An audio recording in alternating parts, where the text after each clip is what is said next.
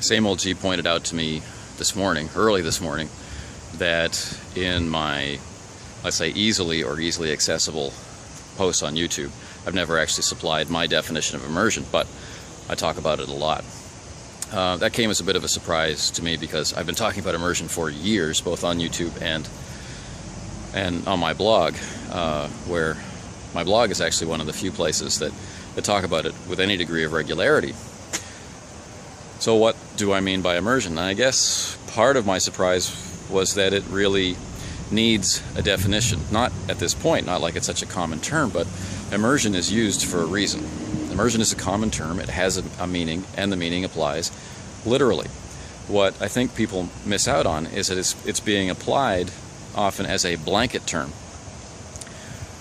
rather than part of the description. So when I'm describing a specific event in a game, I'm talking about immersion in character, or immersion in the story, or immersion in the scene, or things like this. You immerse in something. Do we really need a definition of what immersion is, right? Now, what I'm more interested in is how do we get there? And I don't mean flipping some kind of big switch. I mean, how do we facilitate the environment so that if immersion of any kind is a goal in our group, we can reach it, right? What kind of questions do we need to ask to get to know new players in order to produce the kind of environment that will help them have an immersive experience, right? As the game master, I should be helping them. What can I do as a player to assist in creating an immersive environment for my fellow players and for myself?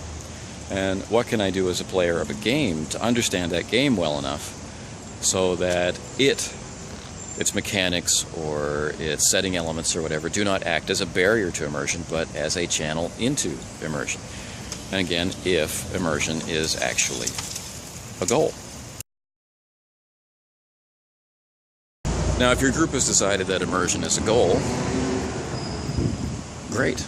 I mean, and it's not about a relationship of some kind between casual gaming and immersive gaming. I've never even considered that there would be a link like that.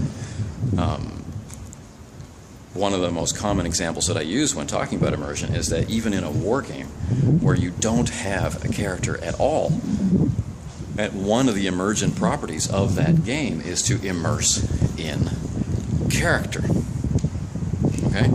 So, not trying to play a role-playing game is about as casual as you can get to approach role-playing, and yet it happens naturally. Okay?